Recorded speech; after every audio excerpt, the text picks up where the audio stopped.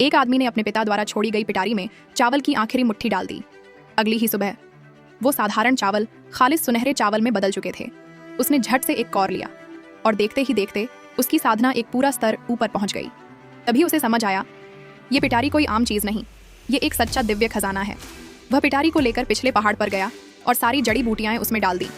तुरंत तेज स्वर्णिम रोशनी निकली और घटिया जड़ी बूटियां पलक झपकते ही अनमोल औषधियों में बदल गईं। उसने उन सबको शरीर में समा लिया और उसकी साधना एकदम महागुरु स्तर तक पहुंच गई। बचपन से लोग हमेशा उसे नीचा दिखाते आए थे।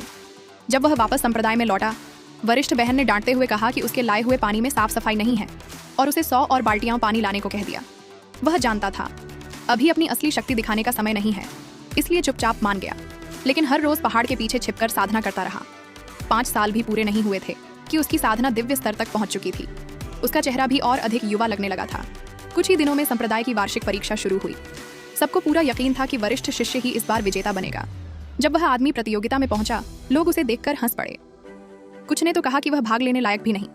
प्रतियोगिता शुरू हुई। आचार्य ने सीढ़ियों पर 4 तलवारें रखीं। जितना ऊंचा चढ़ो उतनी ऊंची रैंक। सबसे ऊपर एक दिव्य तलवार थी जिसे 2000 सालों में कोई छू भी नहीं पाया था। पहला शिष्य जैसे ही आगे बढ़ा, एक झटके में सीढ़ियां उसे उछालकर फेंक देती हैं। दूसरा शिष्य संभलकर आगे बढ़ा, लेकिन पहले ही पायदान पर ऐसा शक्तिशाली दबाव आया कि उसके कदम जम गए और अगले ही पल सीढ़ियों ने उसे निगल लिया। सबके चेहरों पर डर साफ दिख रहा था। तभी वरिष्ठ शिष्य घमंड भरे कदमों से आगे बढ़ा। एक ही बार में तीसरे पायदान तक पहुंच गया। लोग उसकी तारीफ करने लगे कि आज तो वही विजेता बनेगा। उसने पूरी ताकत लगाकर 8वें पायदान पर कदम रखा और सबको देखकर अकड़ के साथ दिखावा करने लगा।